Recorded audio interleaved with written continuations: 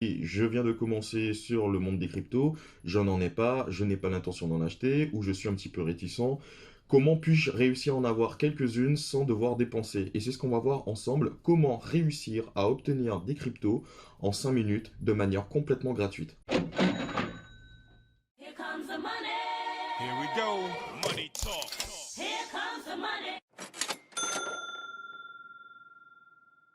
Donc la première chose qu'on va faire en fait, c'est de se rendre sur le site Coinbase. Donc premièrement, lorsque vous irez sur Coinbase, il vous faudra quand même avoir un compte. Donc vous irez sur coinbase.com, vous allez vous créer un compte. On va pas voir ça ensemble puisque de toute façon c'est de manière relativement facile. Et une fois arrivé sur le site Coinbase, on va aller ici, on va cliquer sur More. Et là vous avez donc un onglet qui s'ouvre et qui dit Apprendre et gagner. Et évidemment, pour moi, c'est marqué 8 USD, enfin 8 US, donc entre guillemets 8 dollars. Donc, ça consiste à quoi? C'est simple, nous allons voir ensemble les projets des futurs cryptos qui sont présentés sur le site Coinbase. Nous allons apprendre quelle va être leur utilité, leur tokenomics, etc. Et en échange de cet apprentissage, qui peut être très rapide, vous allez le voir ensemble, vous allez être récompensé de la dite crypto. Donc en gros, vous apprenez à savoir qu'est-ce que le Kent, vous prenez 5 minutes pour essayer de comprendre les grandes lignes en fait de l'utilisation de cette crypto, et en contrepartie, les développeurs derrière le projet vont vous récompenser pour leur avoir attribué un petit peu de temps sur leur projet de la monnaie en question. Donc, ils vous payent en Kent. Donc, par exemple, ici, on peut voir que auparavant, j'avais déjà donc fait le AMP, le Fetch AI, le Kent et le Stellar Lumens. Donc, ça, par exemple, ce sont des versements que j'ai eus en ayant fait tout simplement leur petit quiz.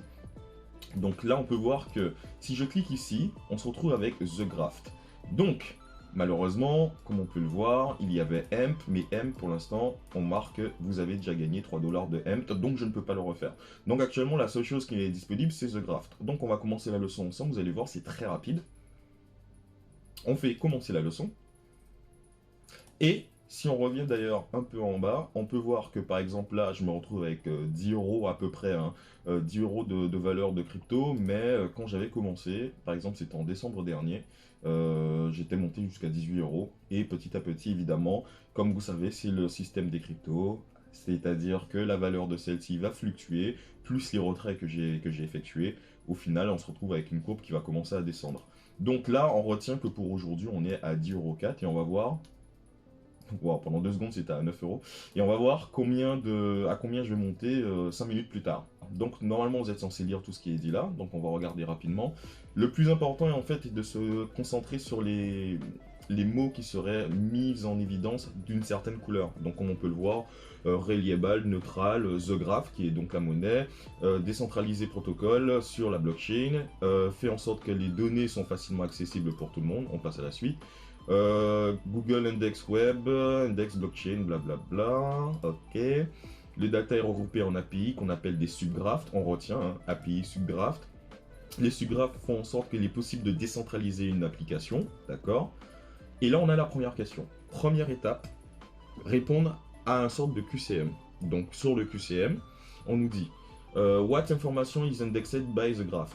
Quantic function, commodity function, blockchain data, traditional bank data. Il me semble qu'on avait vu que il y était mis en évidence le mot blockchain data, donc on clique. Parfait, on a déjà fait les gars. 1 dollar.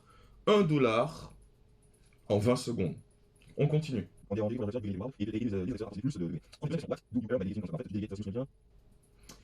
Le data access.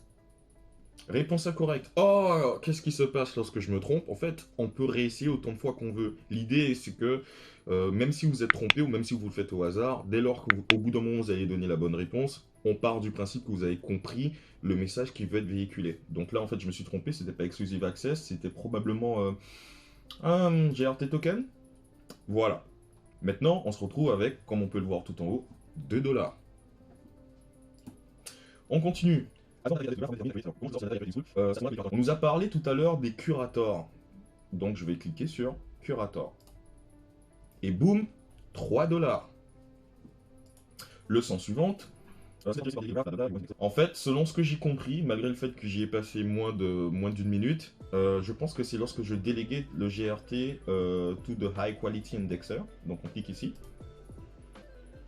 Et c'est la bonne réponse. Et voilà.